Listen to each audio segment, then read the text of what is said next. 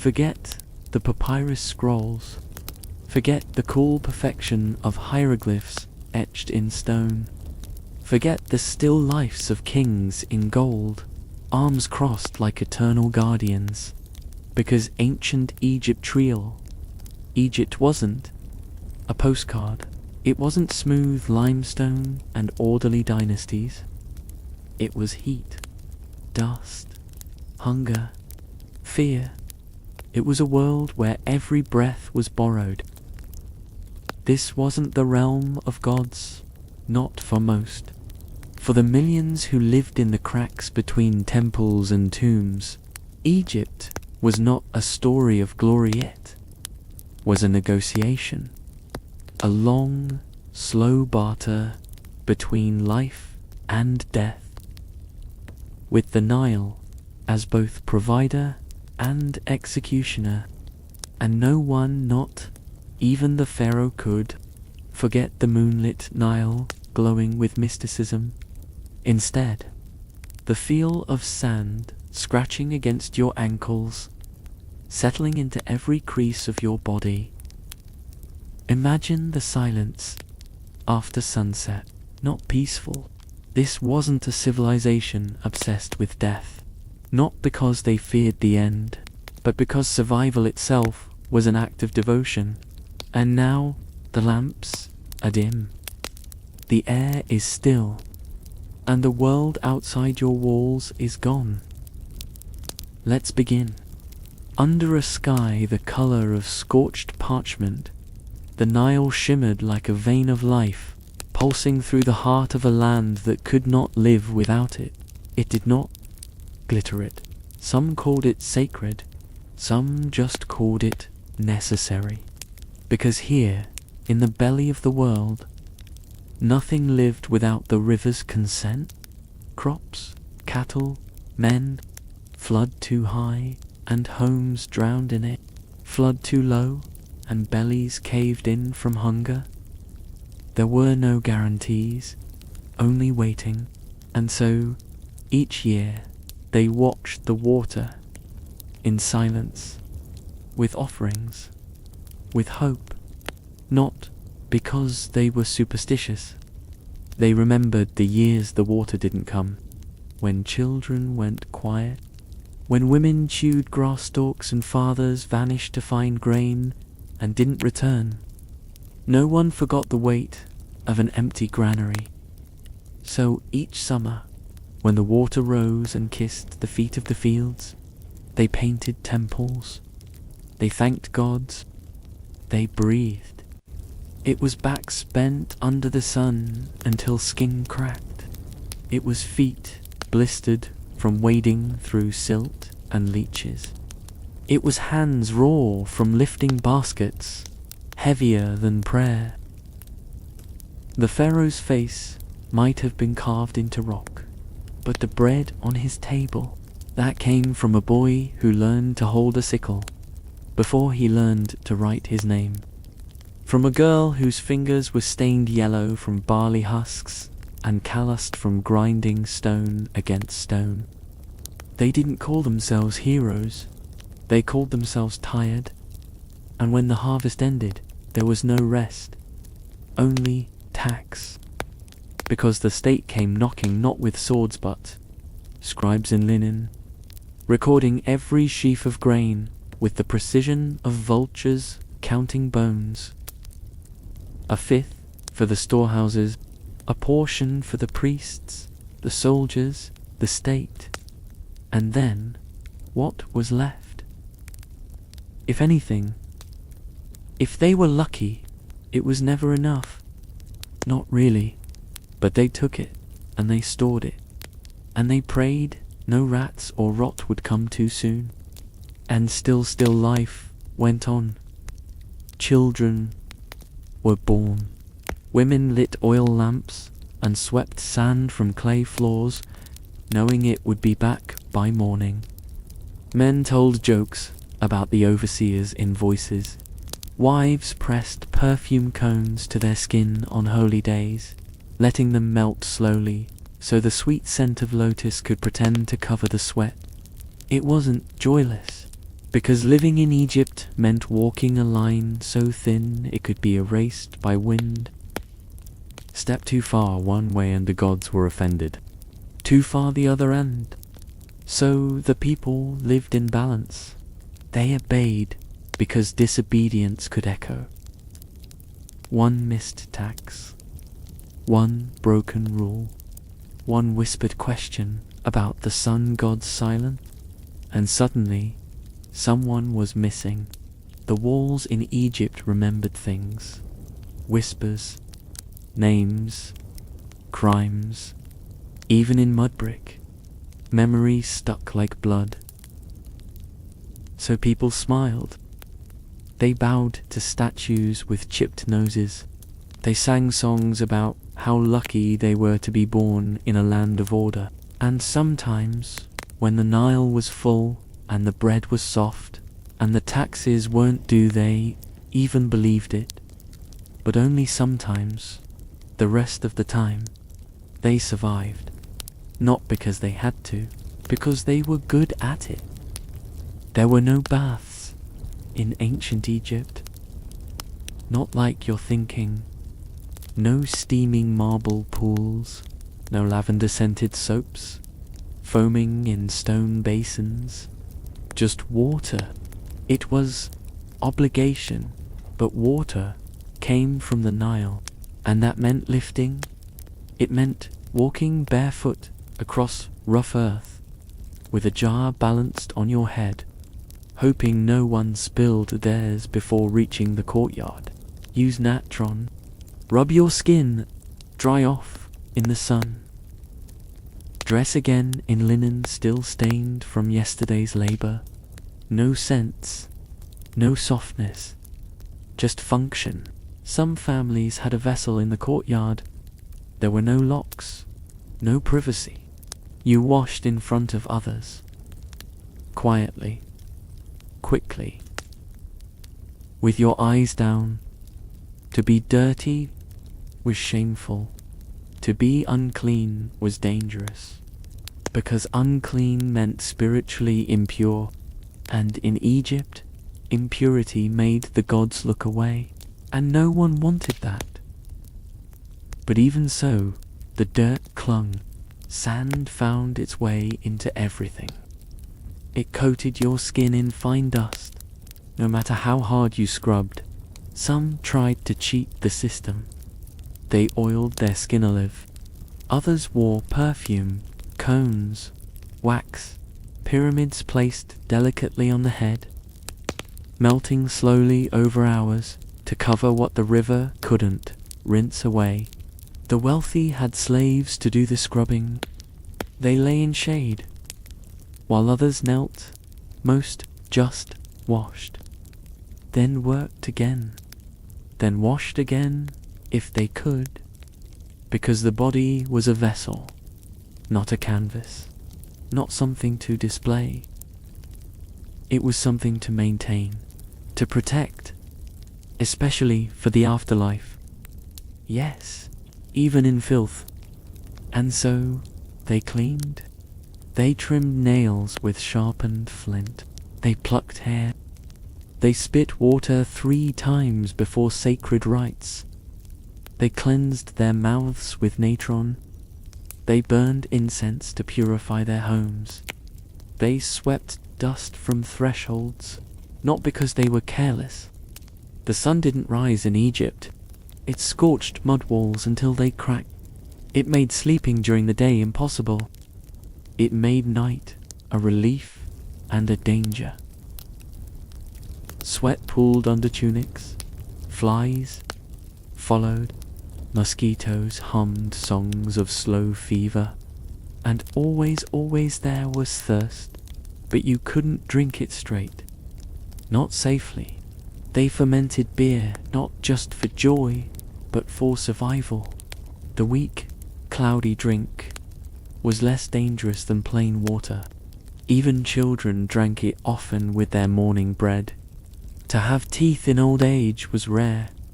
To have pain, common. But there were remedies. Crushed garlic for infection. Onions for the evil eye. prayers whispered over pulp, spells chanted while rubbing oil into aching joints. It wasn't science, it was memory, passed down from mother to daughter, from scribe to apprentice. There was no distinction between medicine and magic, no line between body and spirit. If your stomach ached, if your child coughed, you treated the lungs and appeased the gods, because illness was more than biology, a ripple in matter, and restoring it meant treating the soul as well as the sore. But not everyone could afford help. Most went without. They tied amulets around the neck, burned herbs, slept with charms under pillows, and hoped the heat would pass.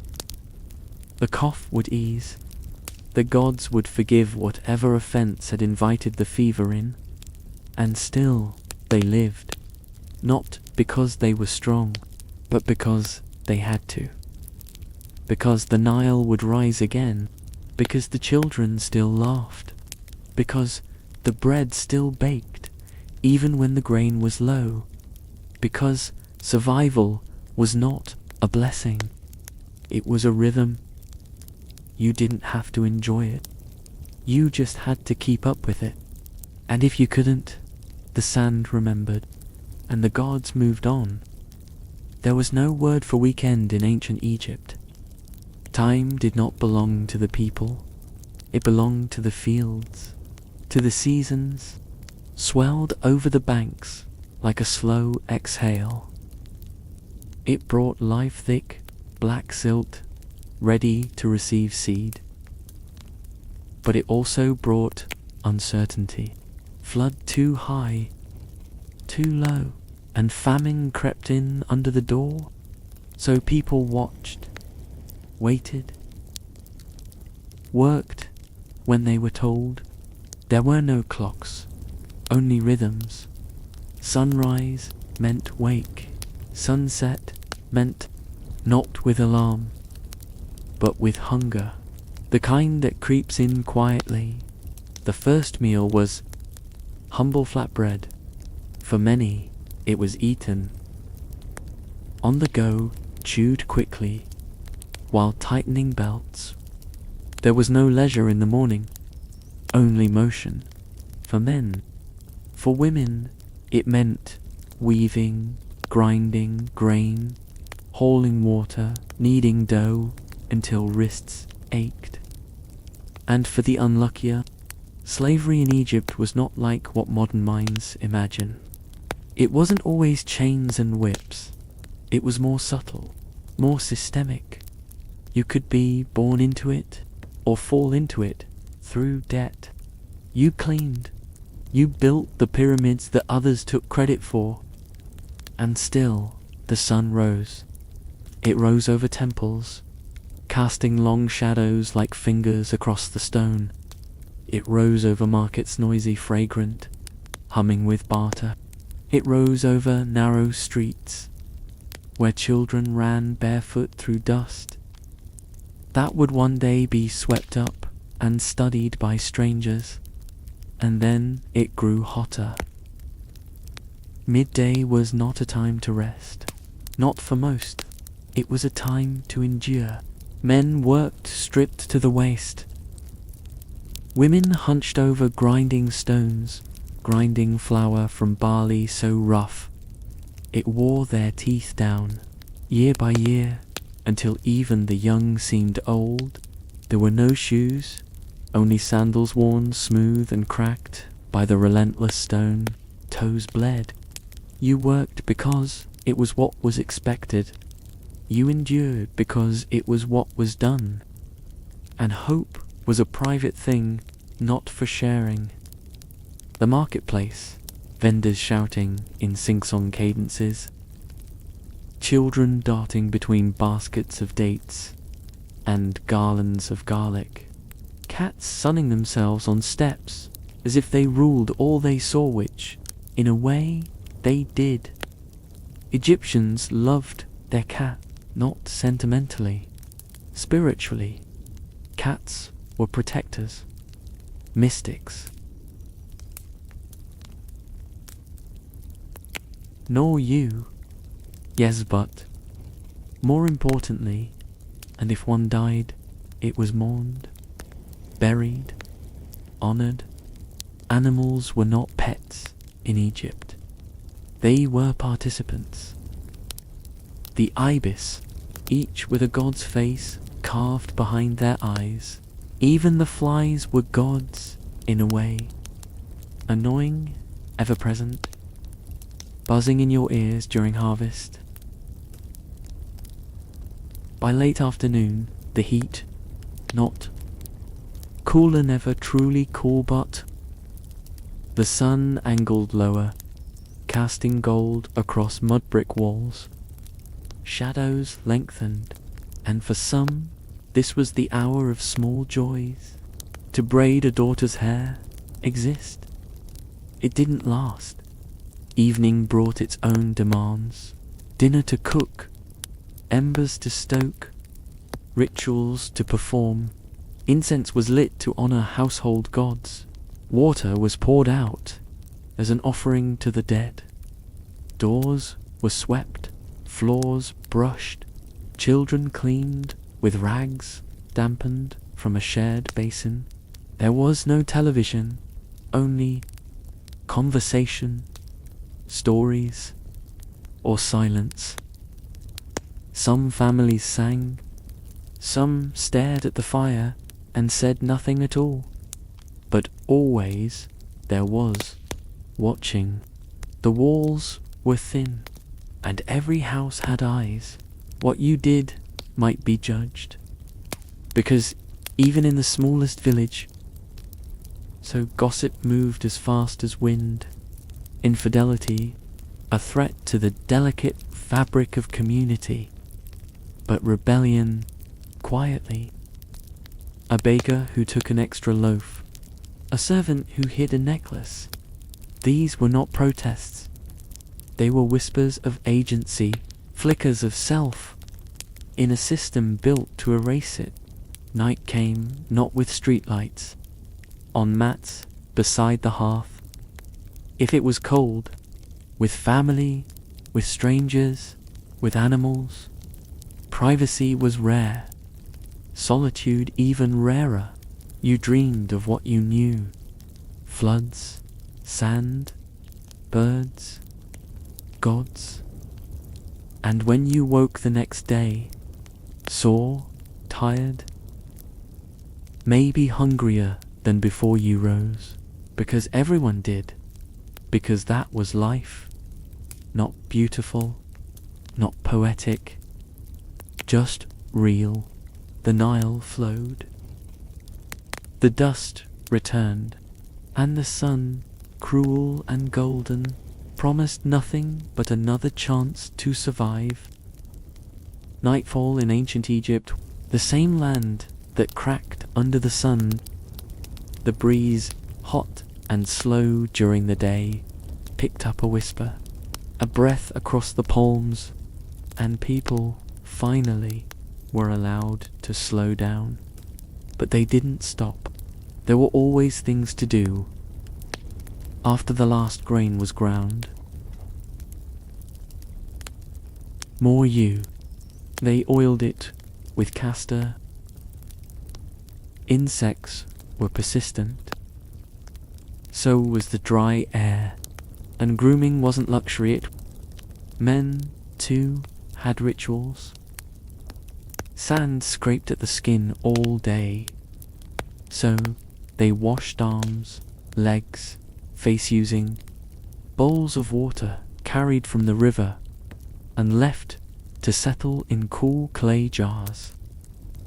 The water was never clear, and there was scent. This was a world where perfume wasn't decoration, it was belief. Scents had meaning, power. They kept evil at bay. They calmed the gods. They signaled status, invited affection. The wealthy had cones of scented wax, little, melting slowly into hair and skin as the night unfolded. The poor used what they could, crushed mint, dried lotus. Smoke from burning resin, scent clung to people like memory present, not always romantically, but undeniably.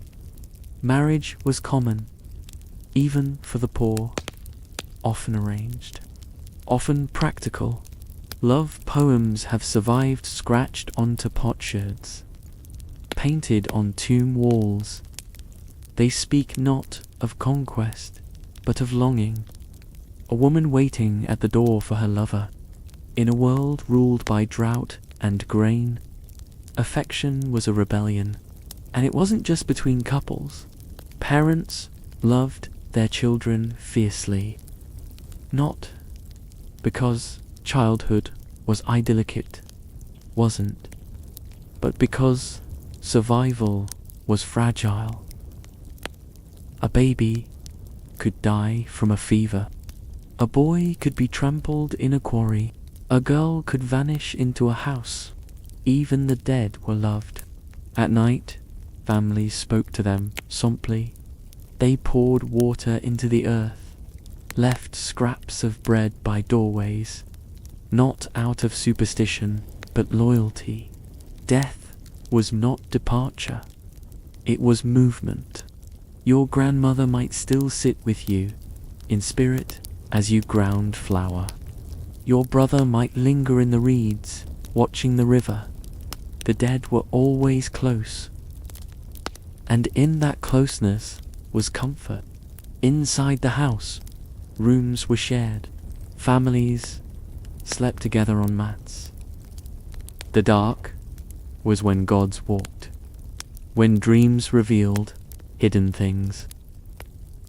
When a jackal's cry outside the wall, sometimes music would drift through a village.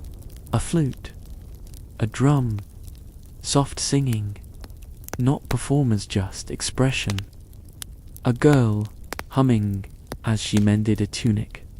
A man tapping rhythm on the edge of a water jar.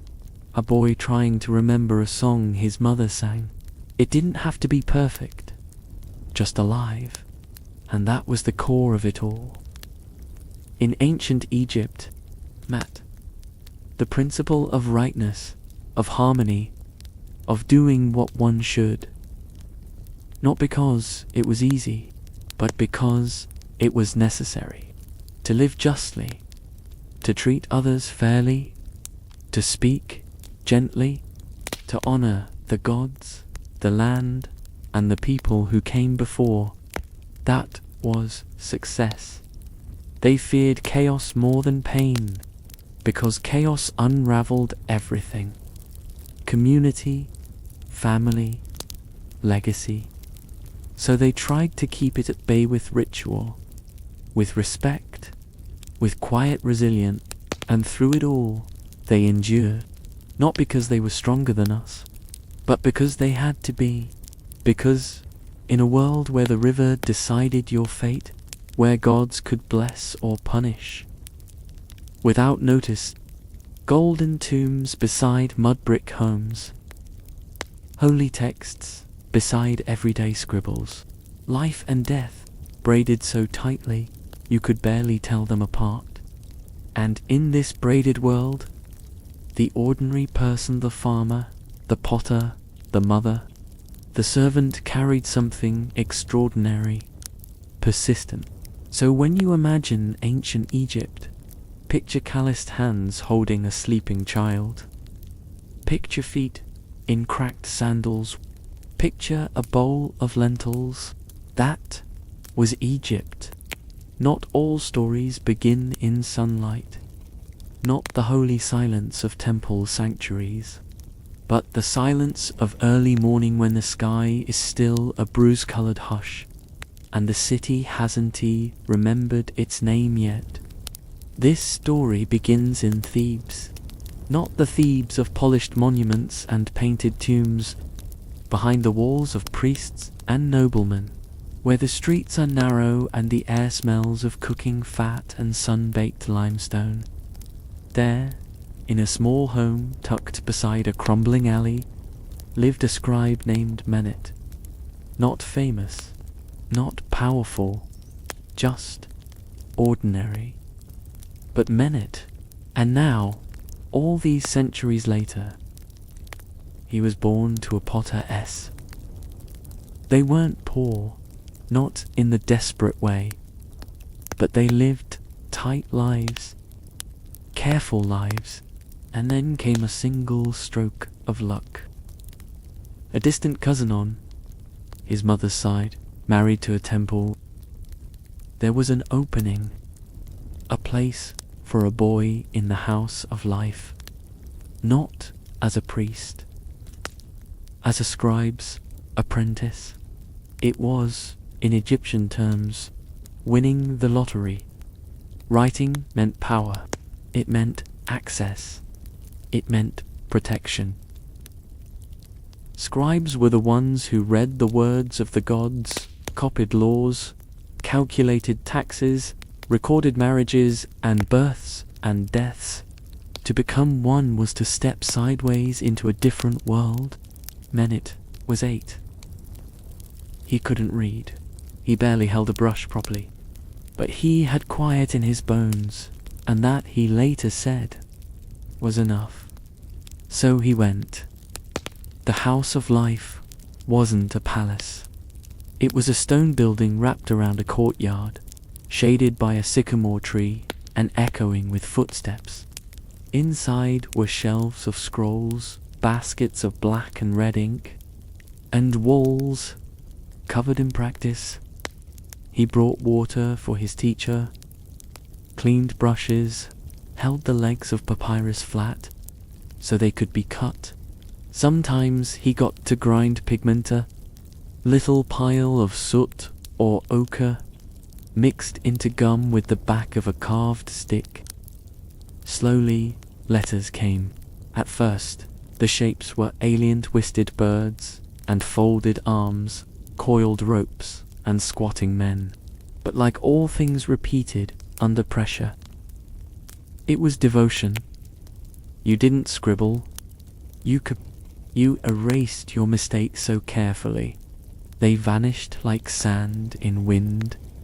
Every word was a prayer, even when it was boring, and it often was. A scribe wrote what he was told: tax rolls, field measurements. He got to copy something older, something sacred, like a passage from the Book of the Dead. Those days, because the past, he believed, was watching. He became a full scribe by the time he was 20. Not famous, not brilliant, but solid, reliable, precise.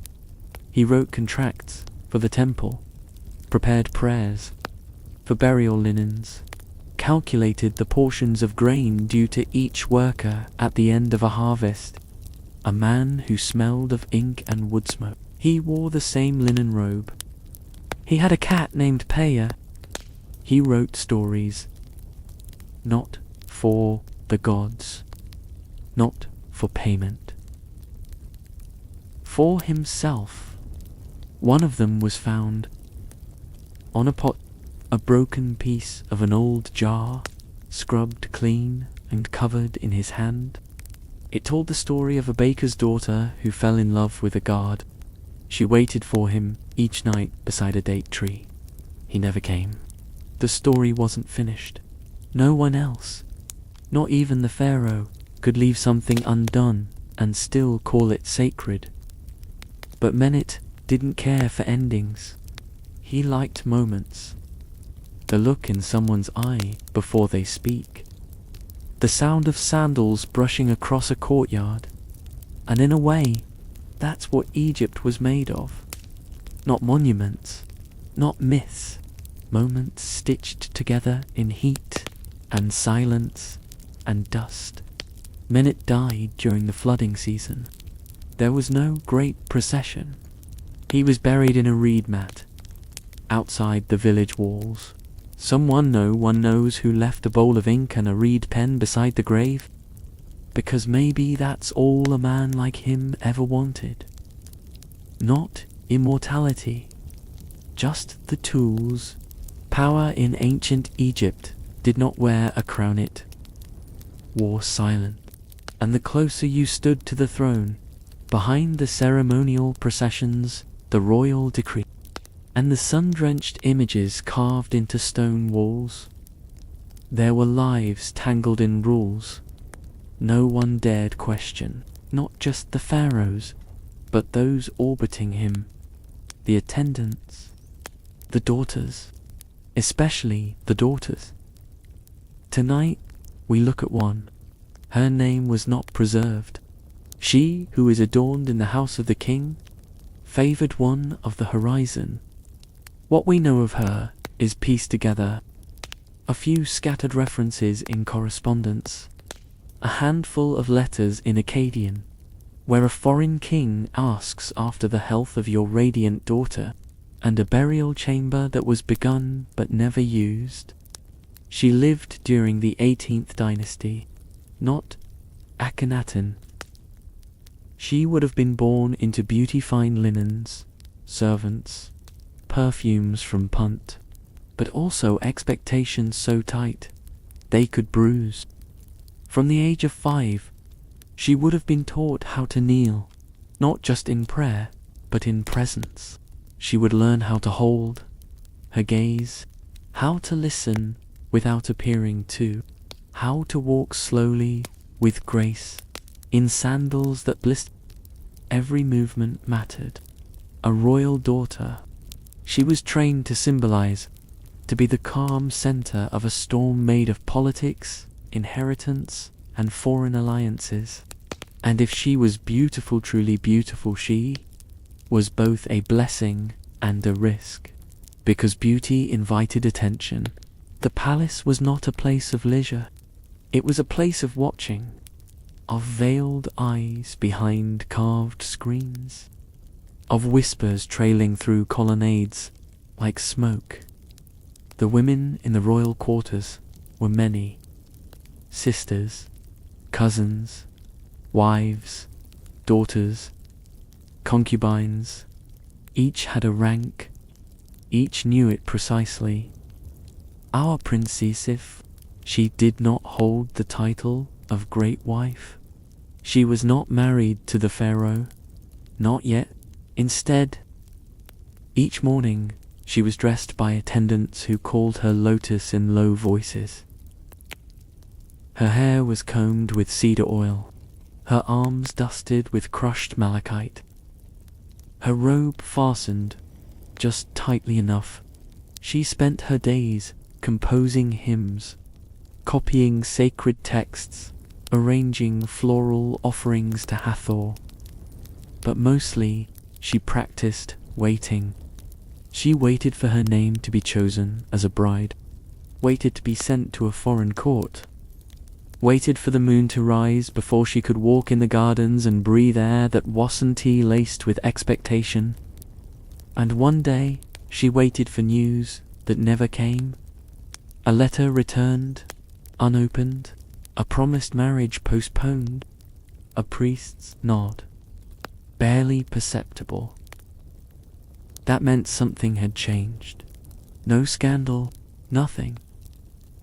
In Egypt, erasure was the most elegant punishment. You weren't cast out, you were forgotten. Her chamber was moved, her name removed from the ceremonial list. A niece, someone younger, or better placed, and the princess still radiant, but on shards of pottery, on the undersides of discarded tablets. She wrote poems, fragments, prayers not meant for any god. One was found in a workman's village, carved in an apprentice's script. The lotus closes unseen. The sun looks elsewhere. Still, she floats. It may have been hers. Or maybe it was for her, because in Egypt, the most powerful were not always remembered, and the forgotten were not always powerless. Even now, her story echoes not in monuments, but in quiet corners, in the way a lotus is painted with 3 open petals and 1 closed.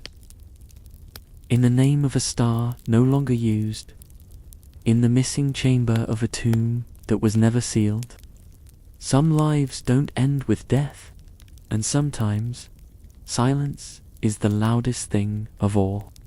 They didn't believe in gods, not like we think of belief. In ancient Egypt, the gods weren't distant beings, far-off watchers hovering above. They were everywhere. In the river's rise, in the sun's flame, in the grain that grew and the dust that choked it. You didn't believe in Ra because you had faith. You believed in Ra because the sun came up. And when it didn't, when clouds lingered or famine hit, well, with the gods themselves.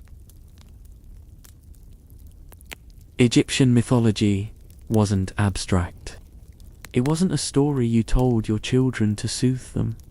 It was a system, a mirror, a language of fear and order, written in crocodiles and falcons and sacred cats.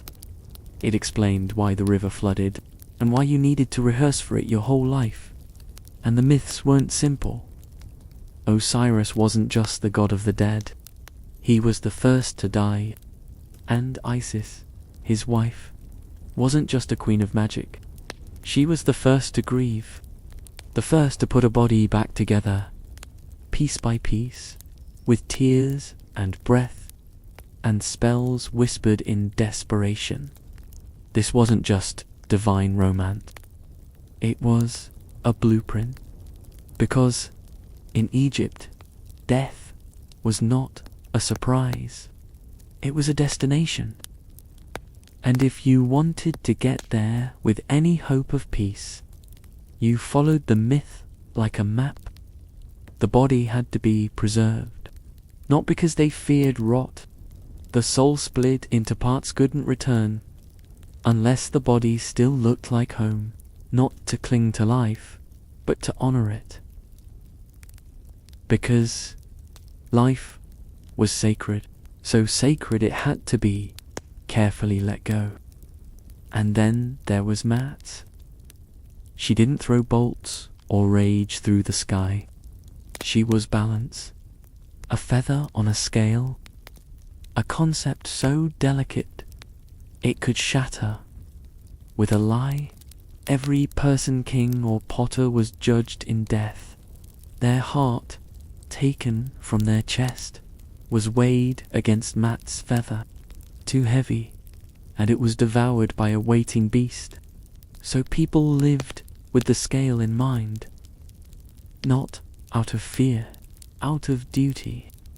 Even the pharaoh, the living god on earth, wasn't above this judgment. He too had to face the feather, and this belief that every action echoed into eternity shaped everything. It's why scribes were honored, why oaths were spoken to the Nile, why names were carved deeper than tombs. Because if no one remembered you, you vanished. True death wasn't the body's end.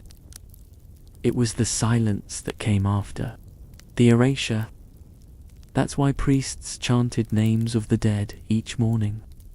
Why children were named after grandfathers. Why spells were written inside. Everything mattered. And yet, despite this order, this weight of sacred protocol, there was beauty. The myth of Nut, goddess of the sky, swallowing the sun each evening, only to birth it again at dawn. The sacred scarab beetle rolling its ball of dung not just as an insect, but as a symbol of rebirth. The belief that the soul needed music and laughter and the scent of lotus to make the journey easier. They didn't fear death like we do. They prepared for it, rehearsed it, and in doing so, because, or how gently you speak, pouring water for a traveler, not raising your voice in anger. It's easy to think of ancient Egypt as obsessed with death. But they weren't. They were obsessed with meaning. And perhaps In a world where everything ends, forget the glory for a moment. Forget the towering obelisks, because behind every stone was a hand. Deir el Medina. The name means little now, a dusty place on a hillside. They weren't famous, they weren't celebrated, but they were among the most skilled craftsmen the world has ever known. They lived with their families in neat rows of whitewashed houses, hidden between the cliffs. They woke before dawn, climbed hills in silence, entered tombs, not to rob but to create, not just walls. Every brushstroke mattered, every glyph had to be perfect, because these weren't decorations, they were instructions. Maps for the soul, wardrobes for the afterlife, manuals for eternity. And though they served kings, two-room homes, thin mattresses stuffed with straw, simple meals of lentils and onions, bread and beer, but they had something rare: wages, days off, even sick leave. They were state workers, respected, if not revered. Still, the job was no dream. Inside the tombs, air still and stale as yesterday's incense, torches smoked, dust clung to skin. The scent of resin, sweat, and limestone hung thick in the lungs, eyes squinting to see. They weren't just carving, they were copying eternity from master scrolls. A single mistake could mar a king's journey through the afterlife. So they worked slow, measured, like monks, painting the breath of gods. And yet, outside that dusty sanctity, life pulsed on. Children played between stone doorways. Wives fetched water from communal wells. Neighbors argued over goats, bread, and the price of barley. And always, the mountain loomed. They lived in the shadow of the tombs they built, in homes made from the very debris of their craft, and they died orphan young. Not in the tombs they painted, wrapped in cloth, but not in gold. Even when no one would remember them, they scratched prayers onto sherds of pottery. They left messages for gods in broken jars, because even if no one else knew who they were, they carved dreams into the very cliffs that would one day collapse. And they believed, perhaps more than anyone, that what they made would last. But even they, even the ones who painted the stars on the ceilings of tombs, knew that nothing lasts forever. Not really. Because the tombs cracked, the gods changed, and yet what they made still stirs us. The curve of a jaw in profile, the lines of blue and ochre on a wall deep underground, the echo of a brush that once traced the eye of Horus. We don't know their thoughts, we don't know their birthdays, but we know their work. And in a way, that is survival. In Egypt, to be remembered was to live again. And tonight, thousands of years later, not kings, just people making something bigger than themselves. Forget what you think you know about medicine. Forget white coats and sterile tables. In ancient Egypt, healing was an act of balance, a dialogue between the visible and the invisible, a negotiation not just with the body but a cough wasn't just a cough, a fever wasn't just heat, a wound wasn't just skin broken open. Each ailment was a disturbance, a warning, a ripple in the delicate web of life, known as matter divine order to heal the body, and so began the strange and sacred dance between priest and physician, between remedy and ritual. Let us step into a temple not for worship, but for treatment. The walls flicker with torchlight. You smell honey and burnt myrrh. The floor is stone, cool even in the heat. A figure approaches, not a doctor as we know them, but a SWNW, practitioner, part healer, part mystic, trained in scrolls and stars alike. Their tools, not scalpels and syringes, sacred amulets. Jars of unguents, herbs, and poultices, with names like Eye of Horus Bomb and Protector's Breath. Your diagnosis begins not with a checklist, because dreams, especially strange ones, were considered messages from the gods, warnings of serpents curled around your bed. Each had a meaning, not always physical but deeply real. And if your tongue felt dry, if your skin grew pale, the physician might mix crushed dates with black seed oil and honey, or prepare a draught from fermented barley and fig wine. He might chant, or anoint your temples with cedar wood, and whisper a plea to Thoth, the divine scribe, to write your healing into fate, because in Egypt, healing required permission, not just from knowledge but, let's say your leg was broken, not uncommon, in a world of stone steps and beasts, you wouldn't be taken to a hospital. There were none, but you might be taken to a priest of Sekhmet. There, your leg would be wrapped perhaps. They'd call on names, words, magic, because words had weight. They believed some words, or trap it in an amulet. They wrote these words on a they inked them onto strips of linen.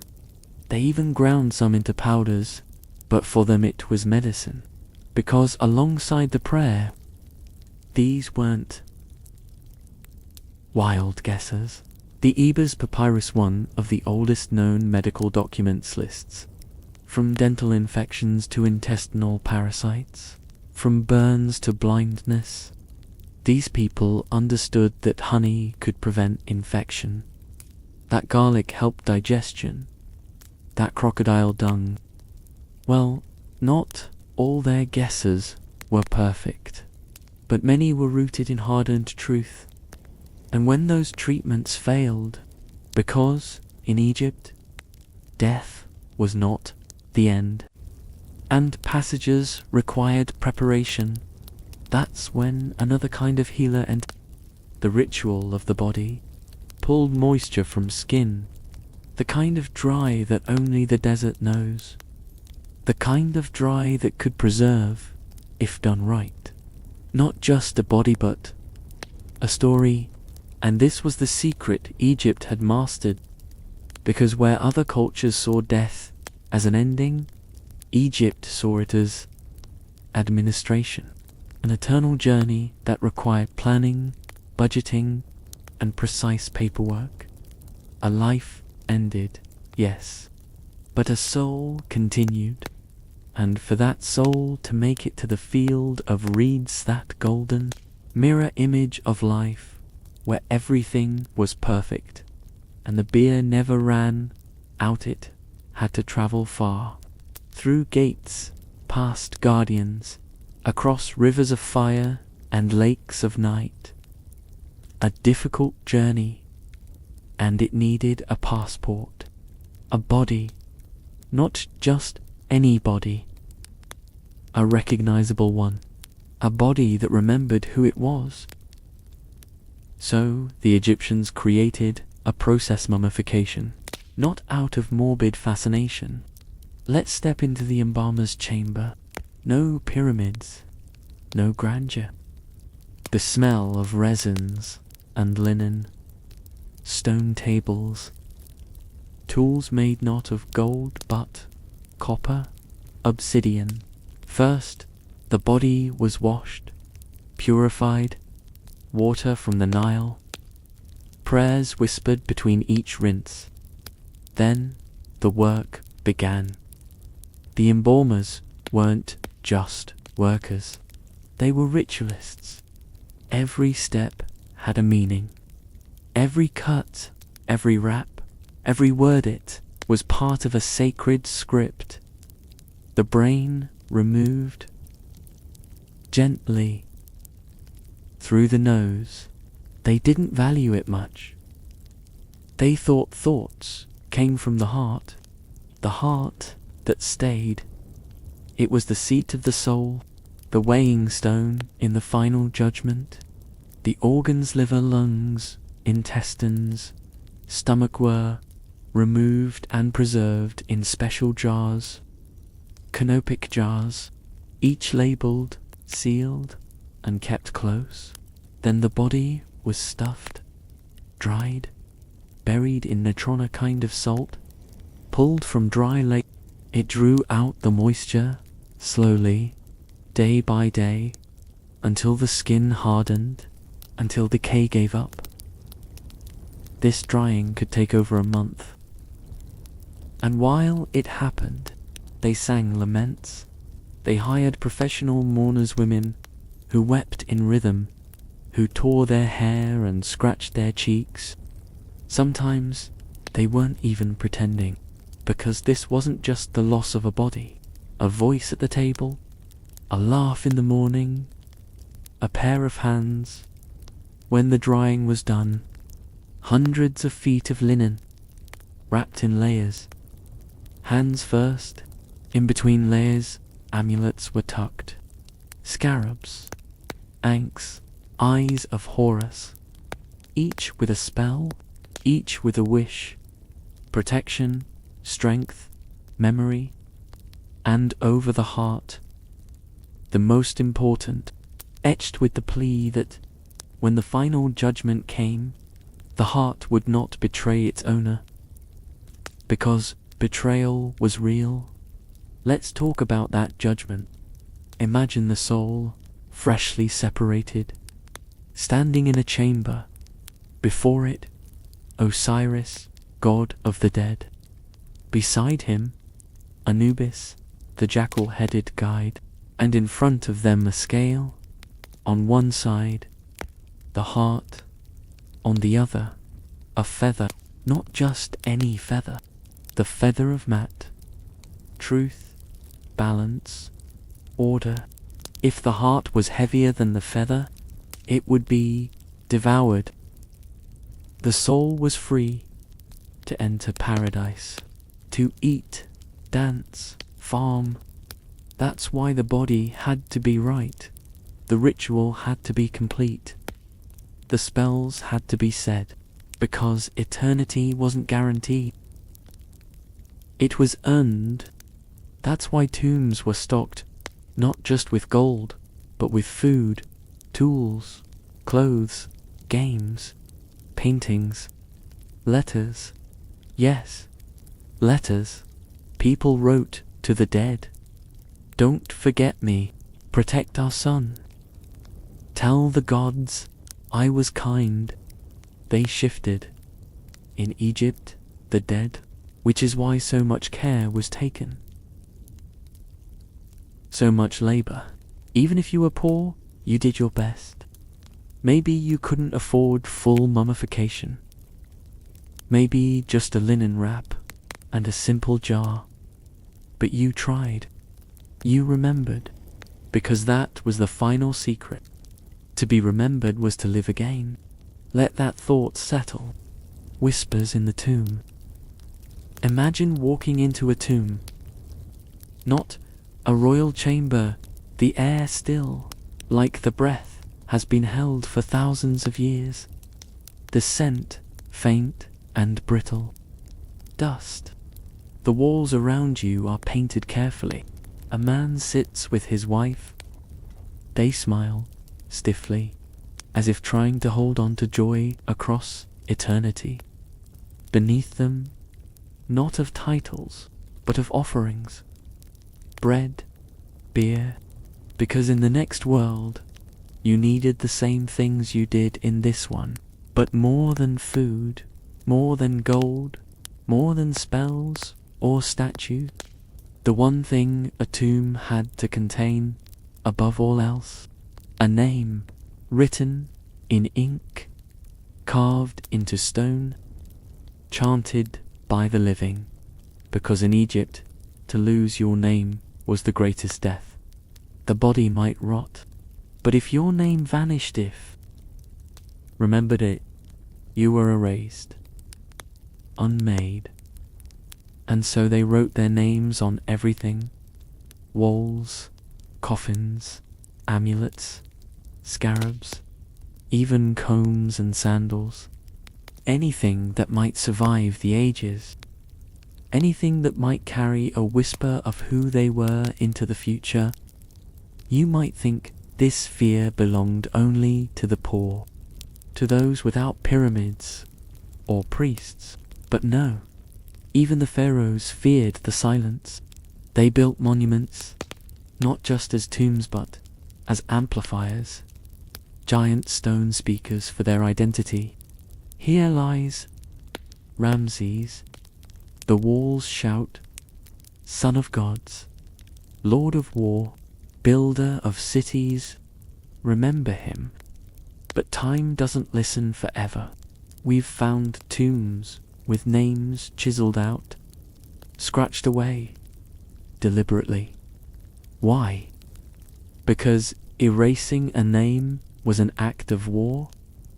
A kind of second murder? Denial of the afterlife? It happened to kings, to queens, to enemies, to disgraced family. If someone wanted to destroy your soul, they didn't need poison. They just needed a chisel. One of the most famous examples, Hatshepsut, a woman who ruled as king. She wore the beard, built temples so grand, they still defy understanding, and for a while she was respected, worshipped. But after her death, her name began to vanish. On statues, on cartouches, on temple walls. Her nephew Thutmose III likely ordered it, maybe out of spite, maybe to secure his own legacy, maybe because a woman ruling was too much for history to swallow. So she became a ghost, not just in body but in memory, and yet her temple still stands. And archaeologists found the erased names. She was remembered again. Which brings us to a truth. Egypt had whispered, but never shouted, not even memory. But if you build well, love deeply, maybe, just maybe, it lasts long enough. That's why tombs were sealed so tightly, why curses were written on their thresholds, why spells protected every door and chamber, because once buried, the dead were vulnerable. Grave robbing wasn't rare, it was inevitable. Not in centuries, in decades. Sometimes a tomb might be sealed with ceremony and broken open before the incense cleared. For gold, for artifacts, sometimes just for curiosity. Peace. That's what the ancients feared. Not pain, not fire, but restlessness. A soul caught halfway, a name remembered by no one, a body desecrated and confused. The scripts grew longer, the tombs more elaborate, all in service of a single human desire: to be known, to be remembered, to be safe. Tonight, in the silence of your room, just hoping that one day, and now you have, they are not forgotten. In the next part, we descend into the realm of God's how religion shaped not only death, but every single day of life in ancient Egypt. The sun rises over the Nile, and it's not just light that arrives, a cycle older than kings and longer than memory. In Egypt, every dawn wasn't just morning, it was rebirth. The people didn't believe in gods the way we might think of belief today. They didn't believe in Ra, felt him in the heat that baked the earth, watched him ride the sky in his golden bark. They didn't ask if the gods existed. They asked how best to serve them, because in Egypt, the divine was not distant. It was everywhere, in the flooding of the river, in the shape of a scarab, in the strange way a cat would pause at a doorway. There wasn't a clear line between the spiritual and the ordinary. Gods weren't abstract. They had addresses, temples, offerings, schedules. They had birthdays and rivalries, preferences, and they watched. Always, to live in Egypt was to live under observation, not from kings, but from eternity. The average farmer might wake before sunrise, wash in the river, and whisper a prayer to Harpy, god of the flood. Before entering the field, a murmur to Geb, the god of earth, a glance upward to Nut. Children were named after deities. Fields were blessed. Animals, sacred. Even ink had its rules. Certain colors were reserved for divine names. Red, for example, might be avoided because it was linked to Set, the god of chaos. The divine didn't need temples to be present. It lived in the rules: what to eat, what not to touch, how to wrap a body for burial, when to cry and when not to. It's easy to think of ancient people as primitive, as ruled by superstition and fear. But in Egypt, these rituals were order, structure, a map through a chaotic world. And in that structure, they found meaning. Even the seasons were divine. The year split into 3. Pare, the season of emergence, when land returned and crops were planted. Shemu, the season of harvest, when the gods were thanked and granaries filled. A cycle, not a straight line. They were intercessors, walking conduits between heaven and earth. It wasn't just nature, it was a sign the pharaoh had displeased the gods. A successful reign. The king was the pivot point on which cosmic balance, and Mat wasn't just balance. In nature, a goddess. To live in accordance with Mat, even thieves paid lip service to Mat. And when a person died, it wasn't their power or wealth that mattered, it was whether they had lived lightly. At the weighing of the heart, the soul would stand before Osiris. The heart, seat of emotion and memory, was placed on one side of a scale.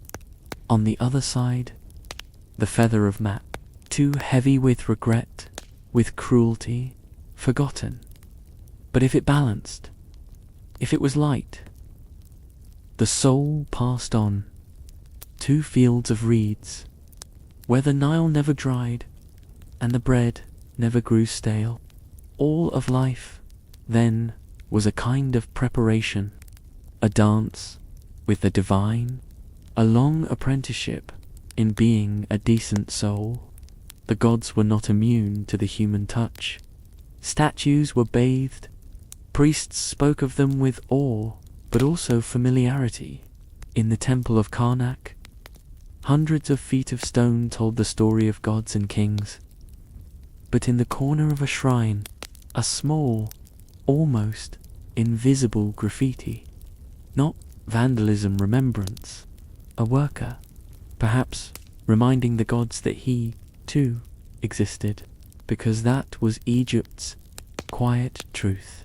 For all its gold and glory, for all its tombs and temples, what it yearned for most was simple: to be seen, to be heard, to be remembered, not as kings, not as gods, but as people. People who watched the sun rise and felt the weight of eternity in their bones. And now that sunset, forget the white robes of linen purity. Forget the quiet reverence of temple priests, or the calloused hands of farmers rising at dawn. Because now, the doors open inward, two polished courtyards, where water whispers in stone basins, two shaded walkways where perfumed servants wait like shadows, two rooms thick with the scent of frankincense, rose water, and the faint musk of ambition. This was the world of Egypt's elite, but not commoners either. They were the scribes, the treasurers, the ones who sat close to power and, sometimes, dared to shape it. They lived in homes built not for shelter, but for display: large, airy, symmetrical, whitewashed walls, latticed windows, columns painted with scenes of bounty and divine favor. A guest walking in might first see a small pool, ducks sometimes paddling. Around it, rooms arranged with care, private chambers tucked behind public spaces. A home that watched itself. But make no mistake, they were bureaucrats, well-dressed ones. Egypt, for all its temples and tombs, functioned like a state, and states need paperwork, records, scribes, managers, overseers of grain, of labor, of irrigation, of laws. The elite were not worshipped, and in that employment came luxury, but also expectation. A scribe's child might be groomed from youth, taught to sit still, to dip a reed pen just so, to memorize lists of taxes, crops. In a world where the ability to write was sacred, a well-trained boy could climb faster than any soldier, but that climb came with sacrifice. Mornings began early. For women of the elite, their world was indoors, not behind bars, but behind protocol. A daughter of a noble house might never touch the earth with bare feet, might be dressed in gold jewelry before she knew her own name, might spend her life surrounded by mirrors, songs, servants, and yet never speak freely. She could read, sometimes.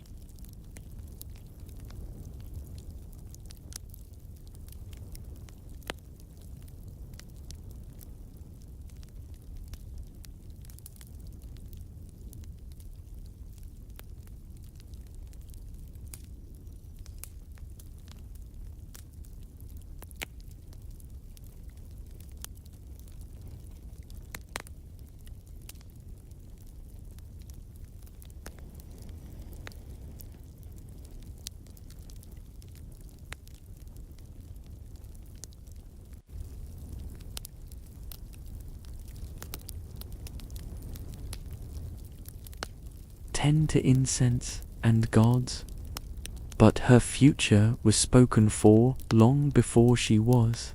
Marriage wasn't a union. A scribe's daughter might marry a priest to ensure favor. A treasurer's niece, every silk sash, every bronze earring. And in that theater, guests arrived, fruit sliced, unspoken rivalries, families who smiled and bowed and kept knives hidden behind compliments. Because even among elites, there were layers. A scribe was below a priest below a high priest. A royal treasurer had more pull than a military general, and all bowed to the king. No one dared say it aloud, but the real God in this world was proximity to the palace, to the pharaoh, to power. If your house was near the royal gardens, you were someone. If your son served in the palace, you were closer. And if your daughter caught the eye of royalty, you didn't speak of it. You simply began planning a new wing on the house. Still, with all the polish and perfume, even the elite couldn't escape the rituals of belief. The dead had to be honored. The household gods appeased. A noble woman might still kneel before a household altar, offering honey cakes to Turet, the hippo goddess. Even as she hosted banquets for ambassadors, a well-placed scribe might pause mid-meeting to adjust his amulet, whispering a prayer to Thoth for clarity before calculating taxes for an entire region. Their world, like the peasants, was ruled by the invisible. But their burdens were not hunger but envy, not survival but every name had to be preserved, every action considered, because a mistake wasn't just embarrassing, it could unravel a family line. And still, they dreamed, not of power necessarily, but of being remembered. A statue in a courtyard, a name carved into stone. That was the dream.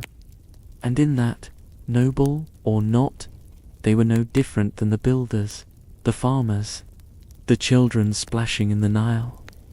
Because Egypt, for all its majesty, was built not only by kings but by those who watched them and waited.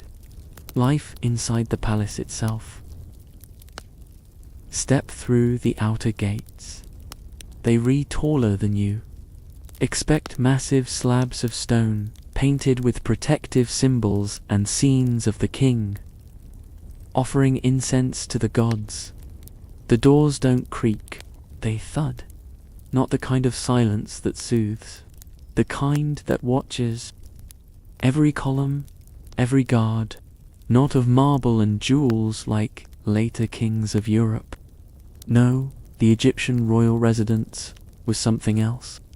Less about opulence, more about order. Imagine long whitewashed courtyards, blue-painted tiles, palm-shaded walkways. Every surface, a story, scenes of conquest, of diplomacy, of gods granting legitimacy to the man who sat at the center of it all. That man, the pharaoh, to the people, he wasn't just a ruler. He was the hinge between the mortal and divine, the chosen of Ra, the mouthpiece of cosmic order itself. But inside these walls, things were more human. The palace buzzed quietly, not chaotic, but steady, structured, predictable, because unpredictability was dangerous in a system built on hierarchy. Every person here had a role. There were the royal wives, plural. Yes, a great wife, but dozens of secondary wives lived here too. Not out of romance, marriage meant alliance, territory, trade rights, peace. Then came the children. Some legitimate, others not. All watched, groomed, ranked. Every prince was a potential successor. every princess a diplomatic gift. But not all royal children played in gardens, others into obscurity, and a few into carefully planned accidents. The palace guards were tall, silent, and unnervingly still, chosen as much for loyalty as for muscle. Their eyes never moved, but they saw everything. Servants flowed like water, soft-footed, invisible, unless summoned. They learned to read moods, to vanish just before a voice raised, to offer food, and in the corner of nearly every room, capturing names, recording, in neat rows of hieroglyphs, the fragile balance of power disguised as ceremony. The food was simple grains. No one ate without ritual, not even the king, because in the palace, prayers before bathing, the pharaoh's sandals were placed just so, his linens folded precisely. Even his movements were choreographed to match images painted on tomb walls centuries before. He wasn't just living, he was reenacting divine order. And yet, he was still human. He bled. He aged. He doubted. Some kings became tyrants. A few shadow-sletting priests or queens steered the nation while they wandered gardens or tombs. But all of them every last, because here's the quiet secret the palace walls never said aloud. Power in Egypt wasn't owned. It was borrowed from the gods. The pharaoh might wear a crown shaped like a cobra, might issue decrees with the flick of a finger. But if the floods didn't come, if the grain rotted, if the tombs filled faster than the cradles, he could fall. So every act, a whisper to the future. I was here. I mattered. Don't forget me. In some ways, the palace was just a mirror. It reflected what Egypt wanted to believe. That balance could be kept. That the principle of order and truth could be preserved by sheer will. But mirrors can crack, and behind the gold and incense and perfect geometry were human hearts. Imagine a warm evening in Thebes. The sun has just dipped behind the hills, turning the sandstone buildings a deep rose gold. The air is still thick with heat, but the breeze off the river carries a note of something sweet lotus or date wine spilled on stone. And somewhere behind a tall garden wall lined with sycamores and open-flamed lamps, the music begins. A slow rhythm at first, flutes and stringed harps. Servants move quickly, but with grace, arranging platters of roast duck, leeks in honey, and garlic-soaked fish. There are bowls of lentils, trays of figs, and cups overflowing with strong, sour beer. This is not just a dinner. It's a performance, because in elite circles of ancient Egypt, a carefully orchestrated dance of power, taste, and allegiance.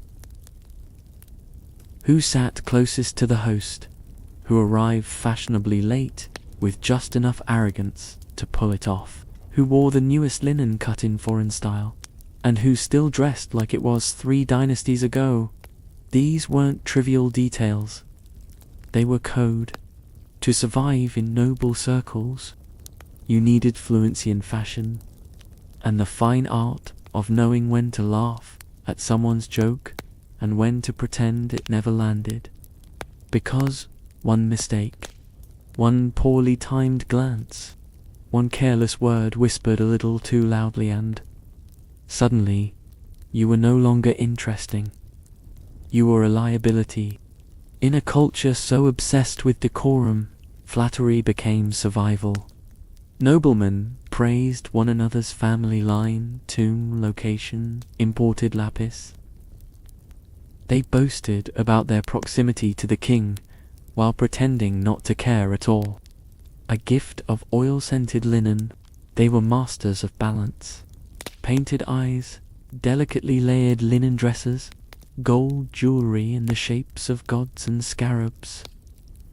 They wore perfume cones on their wigs' little wax, pyramids scented with myrrh or jasmine that melted slowly over the evening. A dinner party might last hours. There would be dancers, poets, magicians. Sometimes, if the host was particularly confident, and always, behind the laughter and music, listening, there were spies, servants, scribes, all collecting fragments of conversation that might later tip the scales in someone's favor or ruin them completely. But this wasn't paranoia. It was just the system. To rise, you had to know what others didn't. To stay where you were, you had to convince others you weren't trying to rise. So people flattered, smiled, and drank. Not too much. Just enough to feel safe. When it was time to leave, the walk home through the quiet city was a procession in itself. Torches lit the path. Guests disappeared behind carved doorways, alone with their thoughts and their fears, because the party wasn't just about showing off. A subtle, velvet-lined trial of loyalty and grace. And everyone, whether they admitted it. What happened when it all went wrong?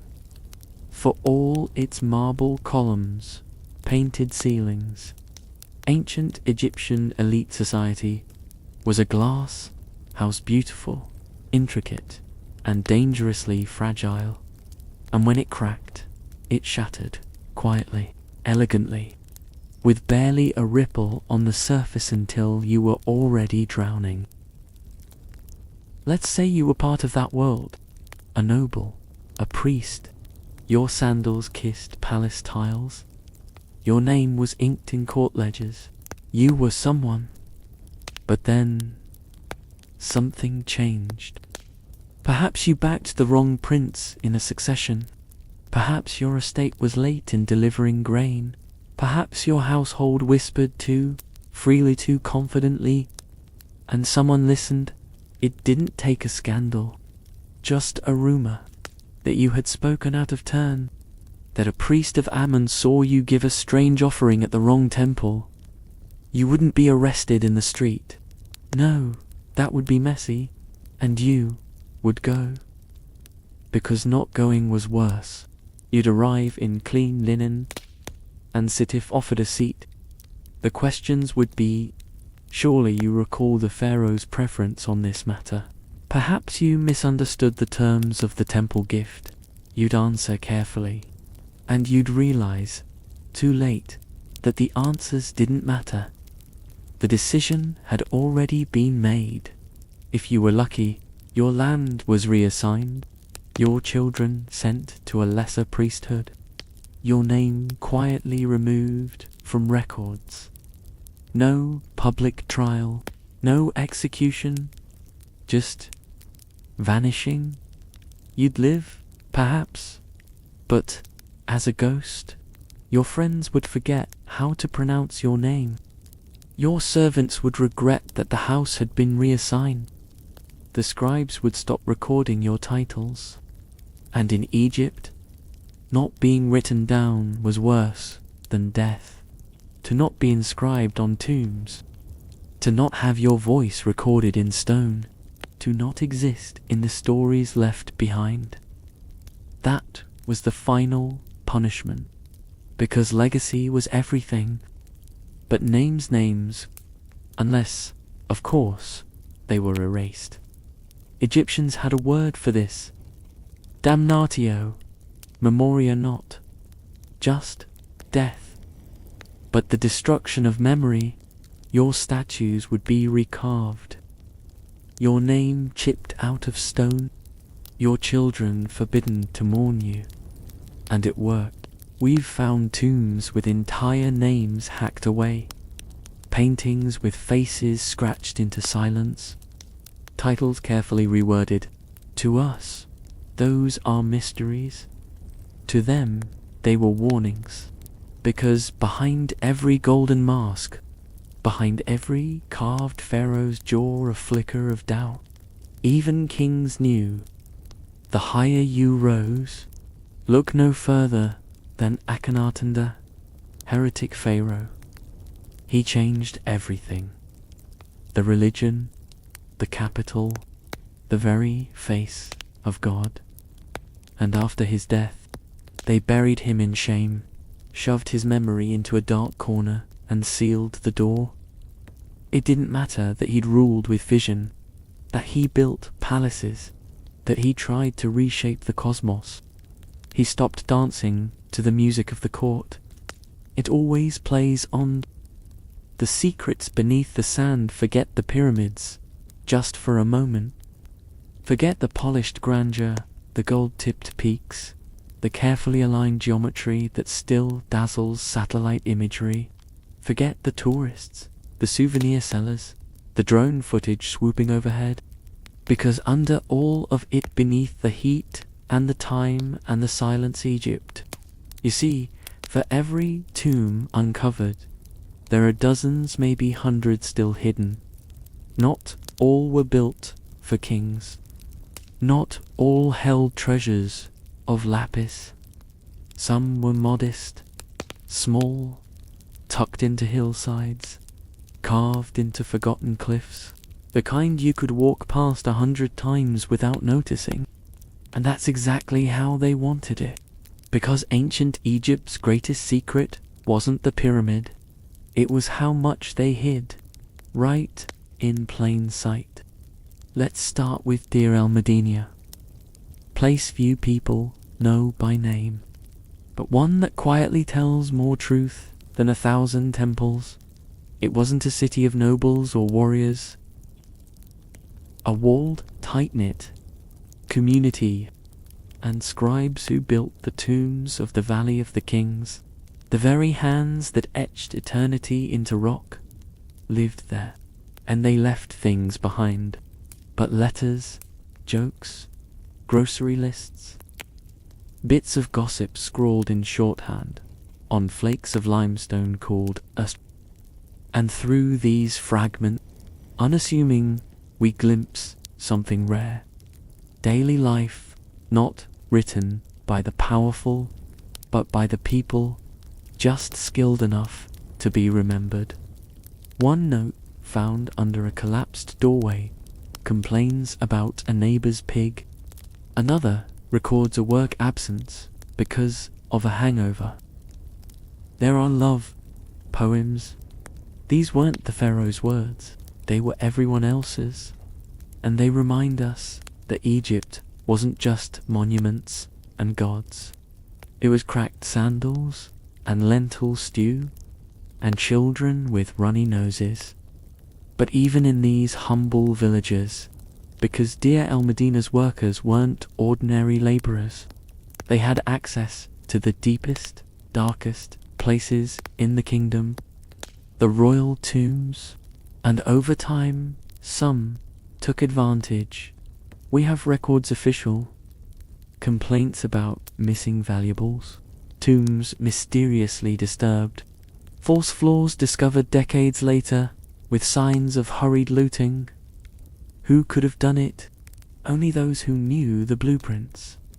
Some workers were caught, beaten, exiled.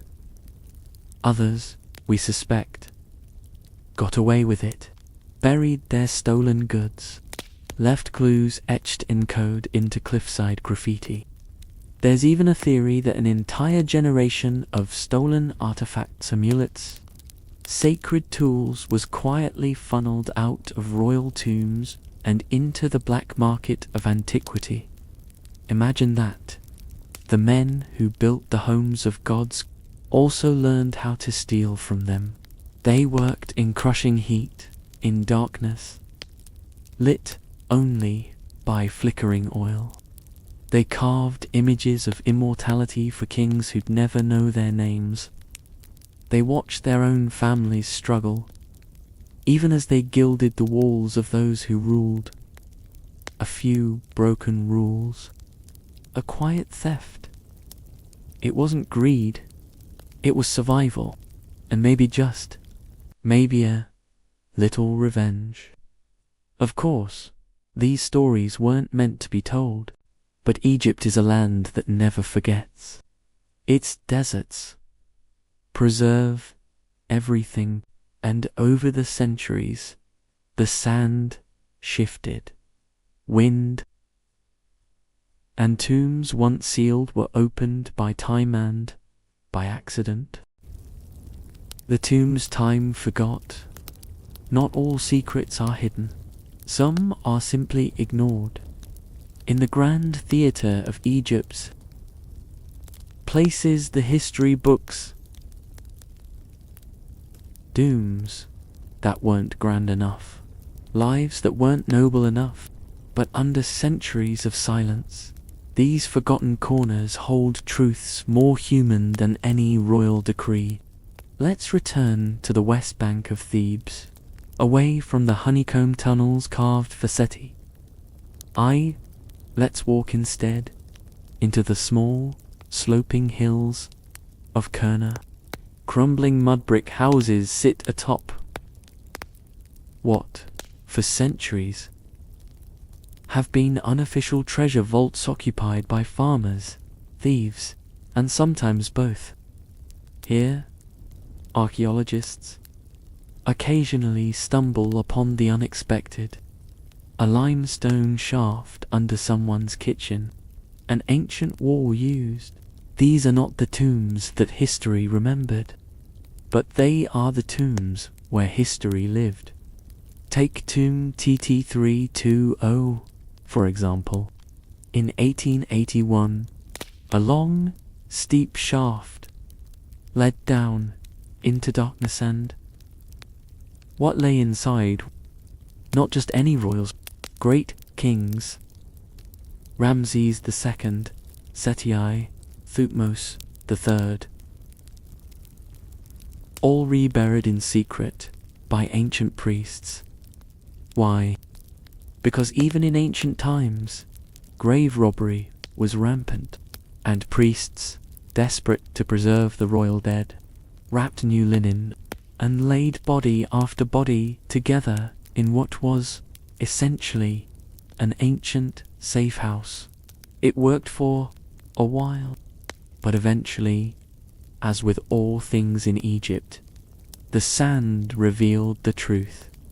The discovery of TT320 shattered many illusions. We like to imagine ancient Egyptians as obsessed with death, meticulous, reverent, and they were. But they were also practical.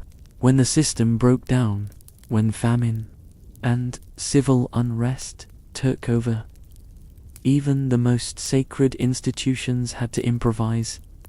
The gods could wait, the tombs could be rearranged, immortality could be postponed, and the thing. The people who lived then didn't think of these decisions as betrayals. They thought of them as necessities. Even kings weren't immune to decay, not just of the flesh, but of reputation. Which brings us to another kind of hidden tomb. Sometimes, a tomb wasn't just buried, it was erased. If a priest fell out of favor, gone. If a noble supported the wrong dynasty, gone. If a wife angered the wrong queen, gone. Names scrubbed from stone.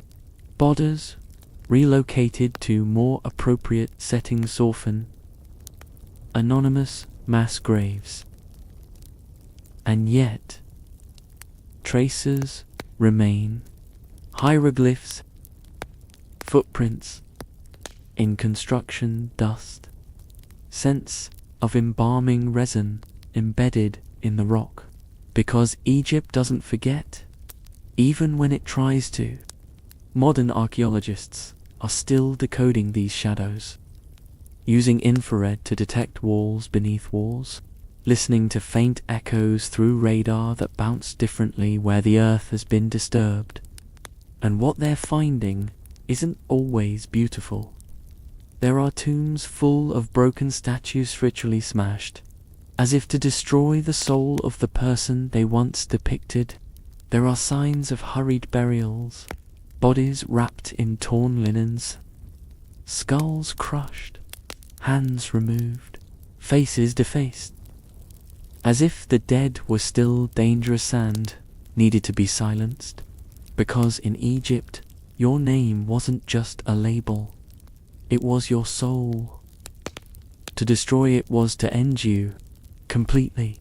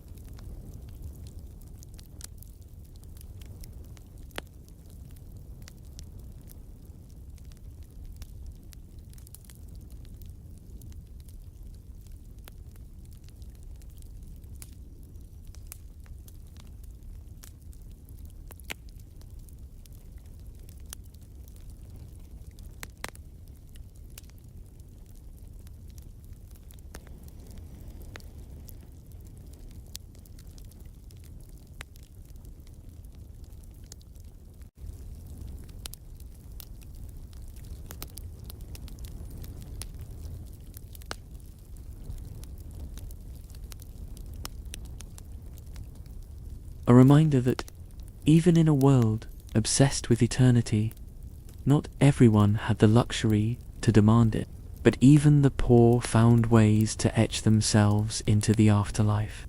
They carved names on borrowed tomb walls. They offered stones instead of gold. They left messages, but no less heartfelt.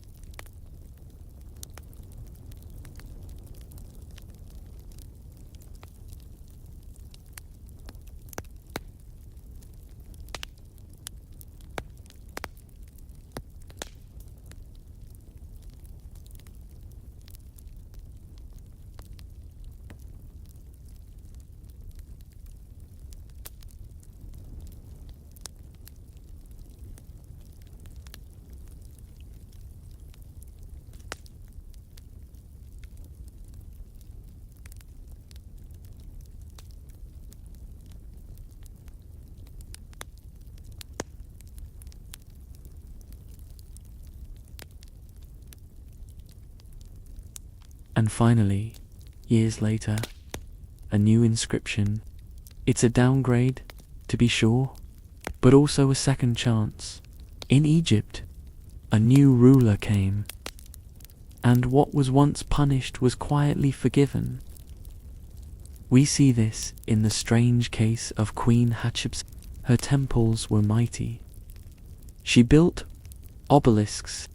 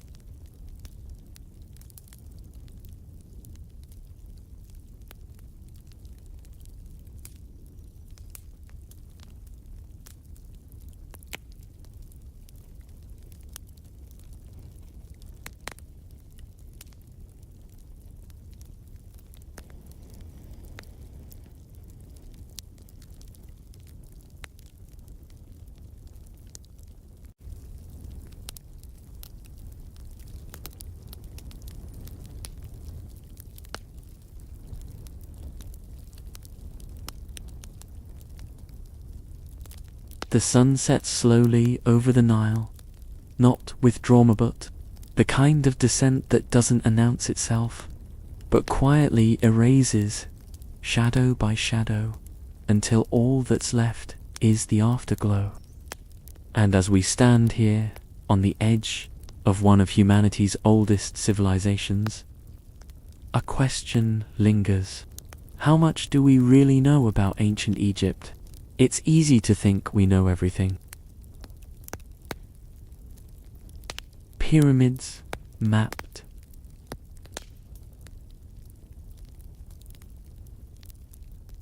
Pyramids mapped. Gods catalogued in clean museum displays. But beneath the stone, there are still gaps, dark ones, because for every temple unearthed, there's another that crumbled into memory. For every name preserved in a cartouche, even now, new tombs are being found not with gold, but with questions. In 2020, in the Saqqara necropolis, archaeologists opened a sealed shaft, untouched, for over 2,500 years. Inside, a cluster of wooden coffins, painted, intact, stacked, like forgotten puzzle pieces. And on one of them, an inscription referencing a priesthood no one had seen before, not once, not in any other site. A clue, a crack in the grand narrative, and a reminder, Egypt still isn't finished speaking. Some mysteries are geological. Did the pyramids originally gleam white, capped with gold? Was the Sphinx once part of a larger, lost monument? Others are cultural. What happened during the intermediate periods, those strange dark ages where records falter and kings come and go like shadows?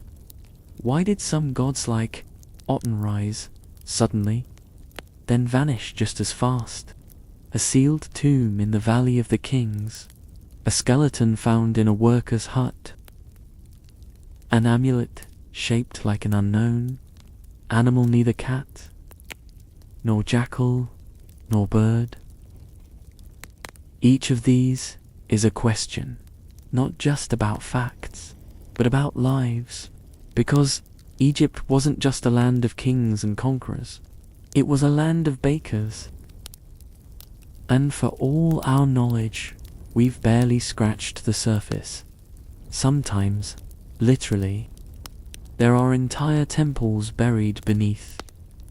Modern cities, scrolls written in fragile ink, rolled so tight that to open them means risking their destruction.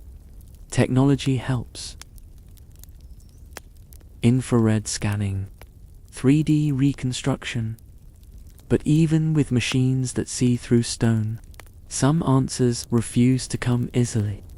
Because Egypt, perhaps more than any other ancient culture, its myths, recursive, even time itself was viewed differently, cyclical.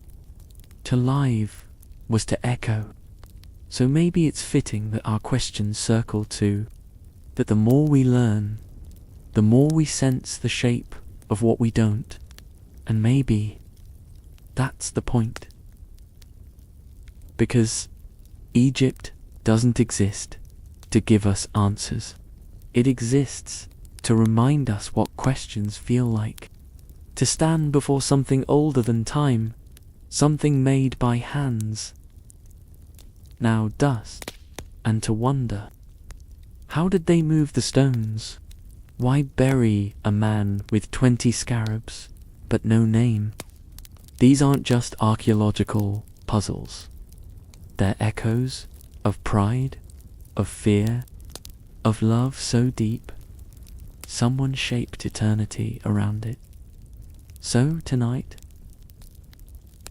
as the lights in your room dim, and the hum of the world softens, let your mind rest where the sands meet the stars, where history whispers not through textbooks, but through silence. The kind of silence that still holds breath, still waits to be answered, still isn't done with us. Not yet.